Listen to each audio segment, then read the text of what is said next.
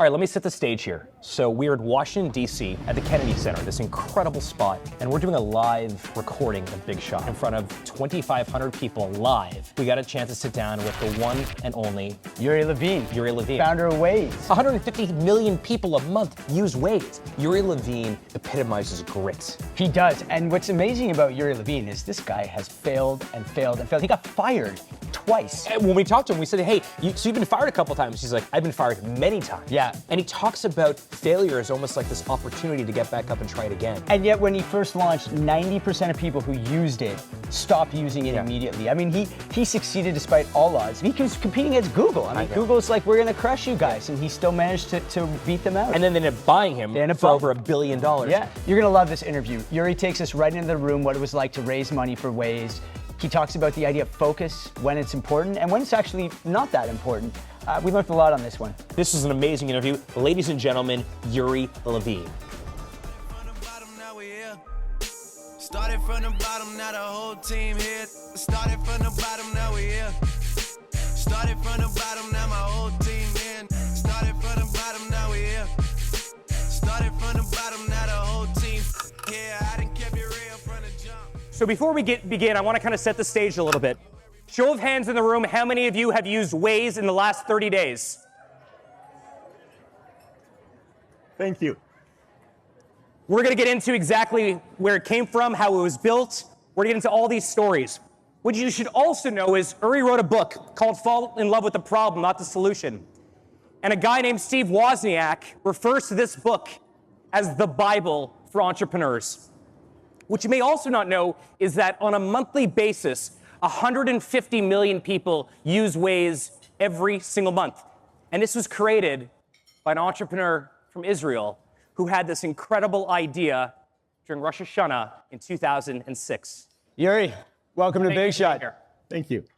So we're gonna start where we always start, which is take us back to the Shabbos table. What was it like growing up in the Levine household?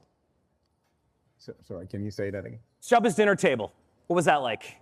Sitting around with your father in particular. You know, we are a small Jewish family, right? It's just me and my brother, and we always had a Shabbos dinner every Friday for a long while. And by the way, today I'm the one that is carrying the Shabbos dinner. And it was always about what happened this week and what do you think about you're gonna do next week, right? So the dialogue was always about what happened and what's next. And what's next? One of the things when we were doing our research on you that I noticed was your dad was you got in a little bit of trouble as a kid, I understand, and your dad seemed to be very encouraging. You know, what did you learn? What can you figure out on your own? He seemed to be ahead of his time with a growth mindset. Talk to us about how that impacted you. Way ahead of time. Look, and maybe this is, if there is one thing that I would like you to take from tonight, is teach your children to fail. Encourage fail. Teach them to fail. Encourage them to fail. Because when they do, then every time that you fail, you get up and you get up stronger. And then one of the things that you learn is that, wait a minute, it's okay to fail because I can continue. And that, at the end of the day, is going to make your children happier. Because when they fail and they try again and again and again, they will learn how to get out of their comfort zone and way more likely to find what makes them happy. And at the end of the day, there is only one thing that we would like to have for our children. We want them to be happy in their own way. Yeah. And so my dad was like that, right? Every time that I would come up with a crazy idea, he was smiling. Later on, I realized what this smile meant. And he would tell me, why don't you give it a shot, right? And he knew it's going to fail. But then the most important part is that there was no judgment after that. And I'm trying to teach that all of my entrepreneurs and all of my children, of course. And I want to ask you about that. I mean, one of the things about your dad that we read about was your dad told you a story about an Italian professor. And it talks about prioritization. And when David and I read it, we had a long conversation about it because it's fairly fundamental to how I think entrepreneurs can build. Can you tell that story? So yeah, it's my dad told me this story, and I'm pretty sure that it's older than my dad. And the story is about a large conference with many CEOs and many executives, and there is an Italian professor that is a short guy, right? And he is standing behind the podium and actually need to reach out behind the podium in order to be seen. And then he grabbed a glass jar from underneath the podium and put it on the podium and asked if the podium is full or not full. And all the audience say it's empty, right? So no problem. And then he grabbed a basket of baseballs and able to fit in maybe 3 or 4 baseballs into this jar and ask if the jar is empty or not. And then people say, no, it's full. And then he said, wait a minute. And he bring a box of M&M and pour that into the jar. And obviously they fit between those large baseballs. And then sand and eventually pour water in.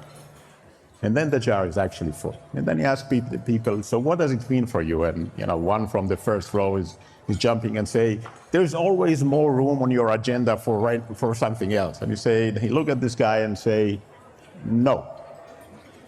The baseballs, the big balls are the main things in your life. And then the M&Ms are the one that provides flavors and colors and so forth. And the sand and the water are everything else that is going to take place in your life.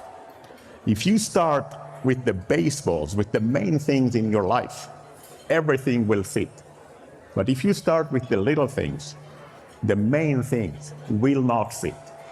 So go and figure out what are the main things in your life, and then these are the ones that you need to focus. That's a great story.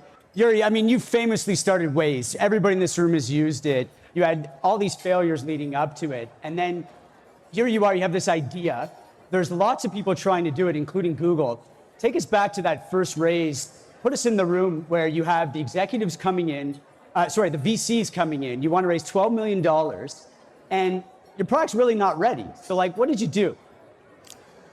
So look, Waze, the magic of Waze is that we crowdsource everything, right? Not just traffic information and speed cams, which is kind of obvious, but also the map data itself. So initially people did not believe that it's going to work, and even though that we showed them a demo, and by the way, the first version was running on a PDA. Remember?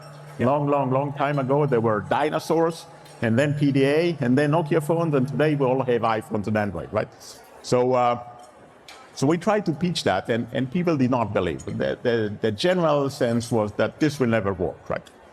And then we had constant dialogue with one of the venture capital firms, Vertex in Israel, and eventually one of the partners told me, okay, we're gonna bring it up to the investment committee, and you are going to present to all the partners in the investment committee, and then I asked him, can you give me the addresses of all participants in the room?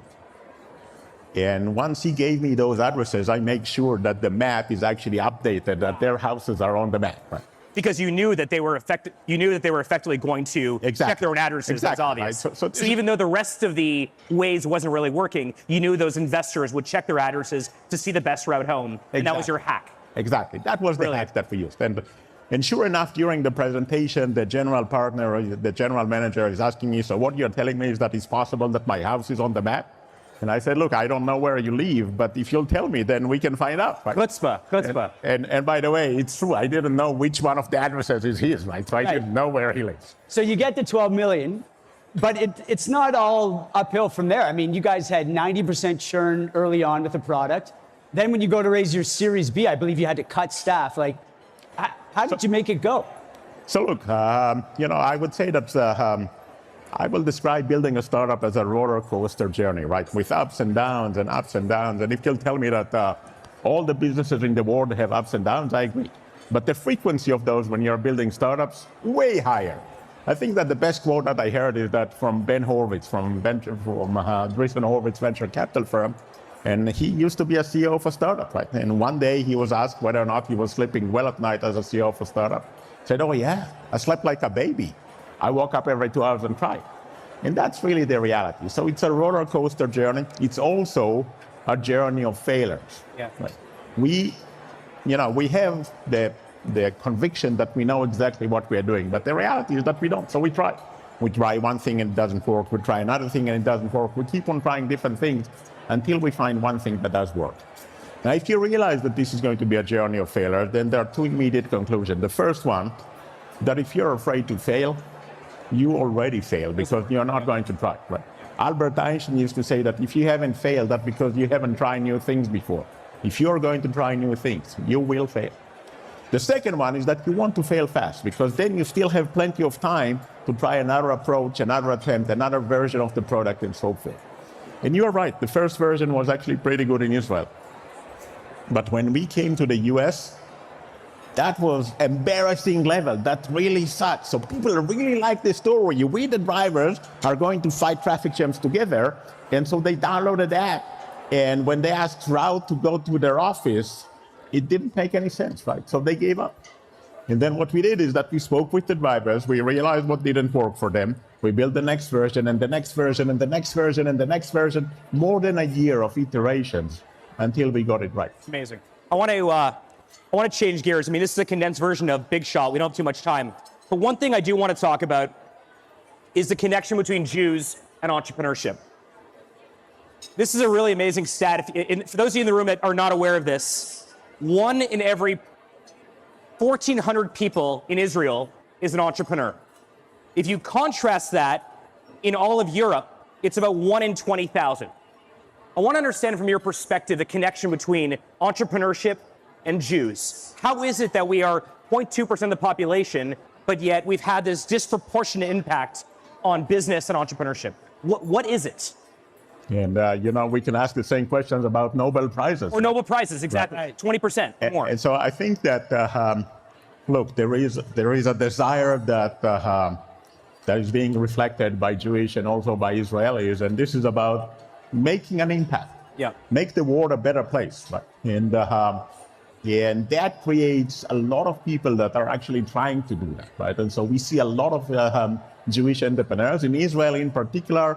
Part of it is because of the mandatory military service, right? So we know that Israel is in a tough neighborhood, right? And we have to defend ourselves, right? So when you grow up in a tough neighborhood, you either die or you grew up tough, and right. I prefer to not to die. Yeah. And so the military service creates some skills that are later being used in your life that are very, very dramatic, like loyalty, like never giving up, right? Giving up is not an option. And that is something that is really, really the most important behavior for entrepreneurs. Never give up. Yeah. Your father famously taught you about the concept of the kibbutz.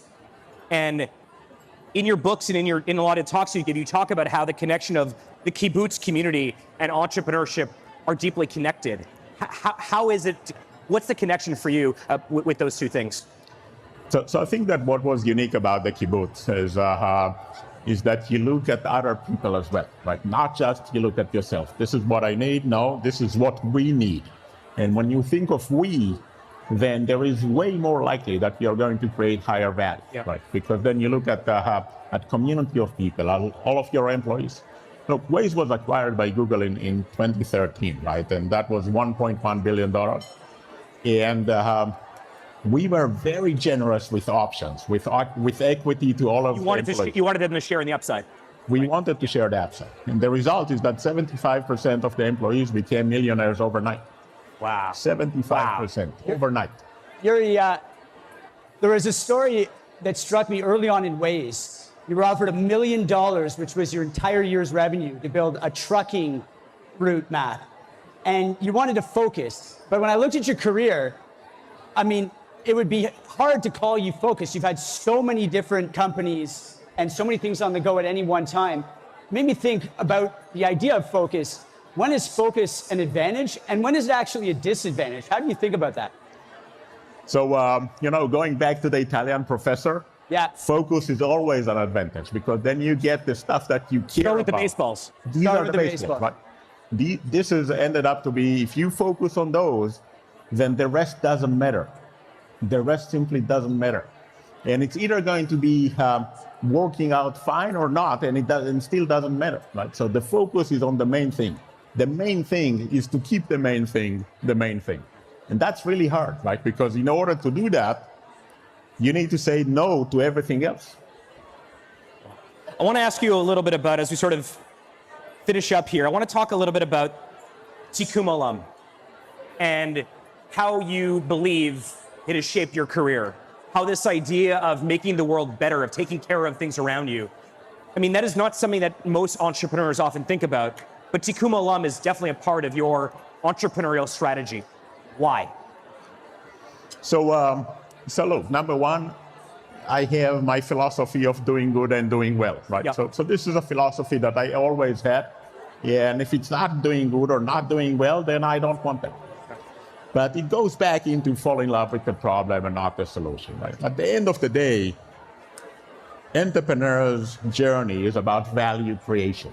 The simplest way to create value is solve a problem. That's the simplest That's it. way. Yeah. That's it. Now, when you remain focused on the problem, then what's going to happen is that the problem is going to serve as the North Star of your journey. And when you have a North Star, you're going to make less deviation from the course and increase the likelihood of being successful. But I think that by far, the most interesting part is that your story is going to be way more compelling. If we would have this chapter recorded in 2007, just before I started Waze, and I will tell you I'm going to build an AI crowdsource-based navigation system, then you're going to say, oh yeah, very interesting, Right. But you don't care. Right. If I tell you I'm going to help you to avoid traffic jams, then you do care. Yeah. When your customer care, they want you to be Because successful. the solution doesn't actually matter. What matters is what problem are you trying to solve? Exactly. Right. So what is the value for them, right? People often ask it, when they ask you, so what do you do? They don't care about what do you do. They care about what do you do for them. Yeah. One last question as we have to finish up here. What do you believe? I mean, all of us in the room, there's this term that comes up over and over again called Chutzpah. And I'm curious, what does Chutzpah mean to you? Look, you ask that like it's something unique, but this is how we grew up, right? Chutzpah is an Israeli approach that we basically say, I don't really care, right? If it's ugly, then it's ugly. If it's not ugly, then it's not ugly, right? So being very, very direct, being very, very specific, and at the same time, don't get no as an answer. Don't get anyone to give you bullshit because you don't really care, and that's chutzpah, right? So they say no, big deal. Yeah. Amazing. Uri, I can't help think about your incredible career. And I read that your father didn't get a chance to see you make it. What do you think he'd say to you now, seeing all your success? What's next?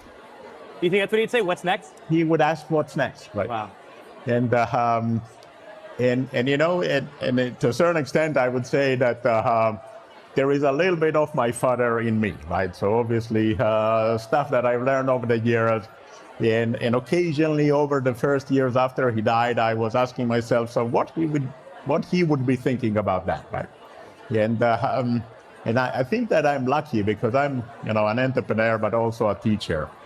And I feel occasionally the biggest reward is that my students or my coach CEOs or my children are telling me, I wanted to call you, but then I realized that I can ask myself, what is it that you're going to tell me? And follow that path. Amazing. Amazing. Amazing. So- Uri, thank you so much. Uri, thank you. David and I often talk about that we stand on the shoulders of giants. We stand on the shoulders of giants like Uri Levine. His book is amazing. If you're an entrepreneur in the room, go and read it. And for those of you in the room that like these stories, that want to hear more about the greatest Jewish entrepreneurs of the last half century, go check out bigshot.show. It's our labor of love. And thank you very, very much. Thank you. Thank you. Started from the bottom, now we here. Thank you. Started from the bottom, now